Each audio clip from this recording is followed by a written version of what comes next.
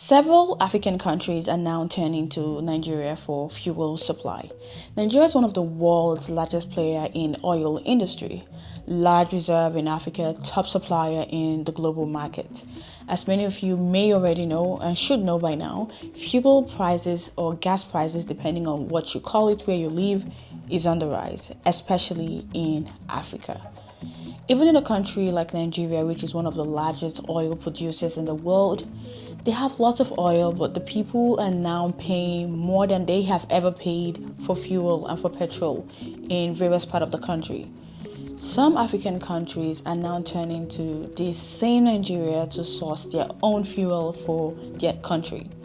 Nigeria has lots of oil, but Nigeria doesn't appear to have the capacity to meet this new demand that it is now seeing. For you to understand this new demand, you have to start with what is happening globally. The ongoing Iran war with the United States has disrupted one of the most important oil routes in the world, which is the Strait of Hormuz, where a huge percentage of global oil passes every day. And now, because of this disruption, global oil supply has tightened. Prices have surged, and the cost of fuel has gone up and up and up in almost everywhere and all parts of the world. So even though Nigeria produces crude oil, it is still affected by global market prices, which means Nigerians, or rather you and I, are having to pay more for gas. Aliko Dangote's Nigeria oil refinery has been facing a surge in demand from a number of African governments who are now searching and trying to secure and look for a new source of fuel supply after the Iran war, which disrupted flows from the Middle East, which account for roughly 3/4 of refined fuel import into East and Southern Africa. Inside sources told Business Day that the 650,000 barrel a day Dangote Petroleum Refinery has been approached by the South African, Ghana, and Kenya government, including several other African countries.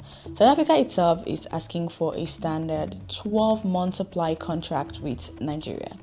But the problem here is about 75% of Dangote's facility capacity is reserved for Nigeria alone, leaving a very limited supply available now for export, and you have all these countries scrambling for this very limited crude. The demand is so high, I can tell you for nothing, today we have almost sold out our jet. We have almost sold out our gas oil. What we have just, is just the gasoline. Since Nigeria has a lot of oil, it could just sell off to Dangote refinery and then meet up the local demand. Even though that sounds easy, that isn't quite the case in this situation. Dangote's refinery has actually struggled for a while now to secure enough domestic crude to operate at optimal levels. The plant requires about 13 and 15 cargoes monthly, but has been forced to import a significant portion of its raw crude oil, which means even though Nigeria has lots of oil, for some reasons, Dangote buys more oil from other countries, refines it, and then sell it back to Nigeria and the international markets. However, and very recently, the Nigerian National Petroleum Company Limited, known as the NNPC, increased crude oil supply to the Dangote Petroleum Refinery, allocating 7 cargoes for this past May. Two traders sources told Reuters that the latest allocation marks an increase from the 5 cargoes that the refinery had been receiving the previous month. However, this would not be the case moving on. The refinery will continue to receive the usual 5 cargoes in April, which is this month, even though the refinery is entitled to a mandatory 15 cargoes. I can tell you that we are going to really take people for a very big surprise. Within 30 months, our refinery will be the largest refinery ever in the world.